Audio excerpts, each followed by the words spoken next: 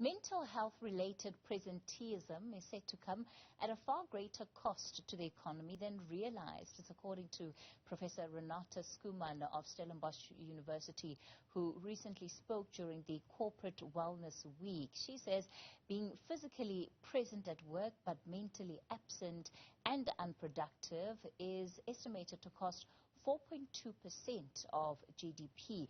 Well, let's take you to Professor Schoeman now. Good evening, Professor Schoeman. Thank you so much for your time. I think it's a feeling that many of us can relate to, right? You're not feeling that great. You're not mentally in the right space, but you don't think it's enough for you to not go to work. So you just try and slog ahead.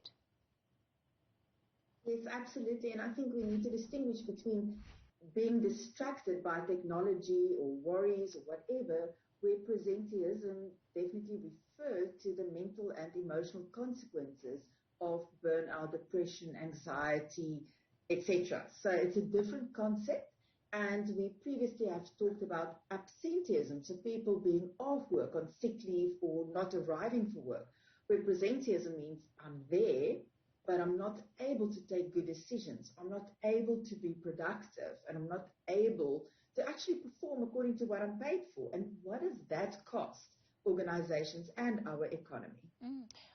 I mean, are there clear ways to distinguish between the level of presenteeism that should really just allow for somebody to be at home versus, like what you're saying, just the daily stresses of life? Yeah, I think once again, there's good studies that was done, and we have data that's based on 2016 that we can extrapolate to today's financial terms, where we showed that if people are absent from work, it can cost the employer up to 16,000 Rand per employee.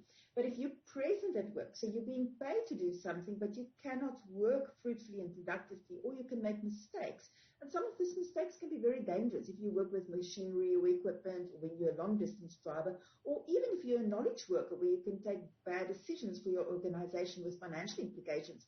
That can cost an organization up to 96,000 Rand a year, so way more costly.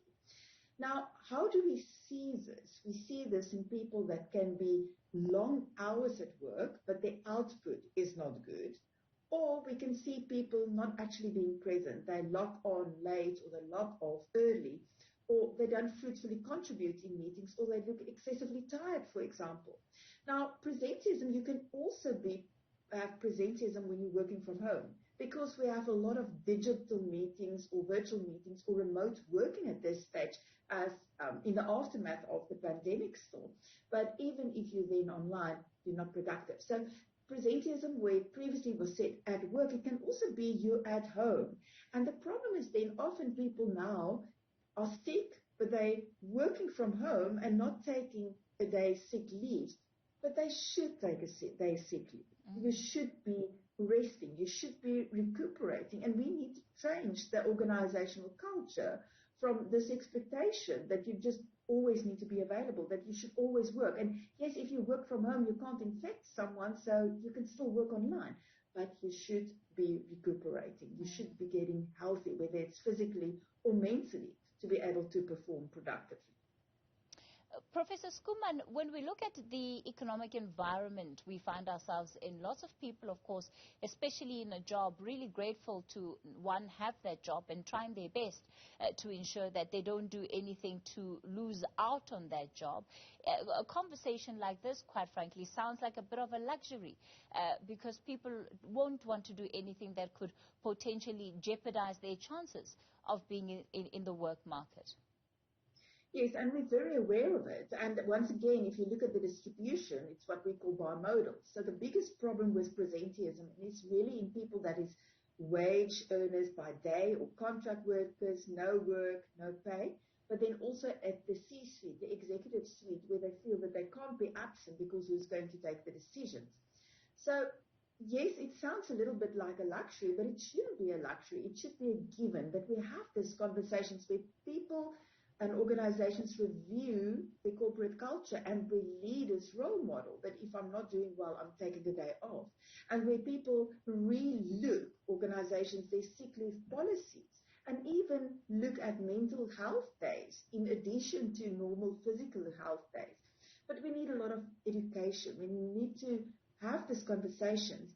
And something that I've mentioned in the past also, when we talked about working from home versus working in the office, is where we need to start to relook, how do I measure outcome? Is it about physically logging hours, or is it I have a job description and there's certain outcomes and key performance indicators that I need to tick, and that is what I will be evaluated against. But we need these conversations also one-on-one. Often we as employees also assume that our employer won't listen or that our employer won't care. But most people are good people. Most employers are actually prepared to listen if we have the conversation. But we really need to have this to break down the stigma and the barriers to enable people to have mental wealth and mental health at work. Professor Renata Schoeman, she's with the Stellenbosch University Business School. So there you have it then. Rather than push on going to work, ask for the day off.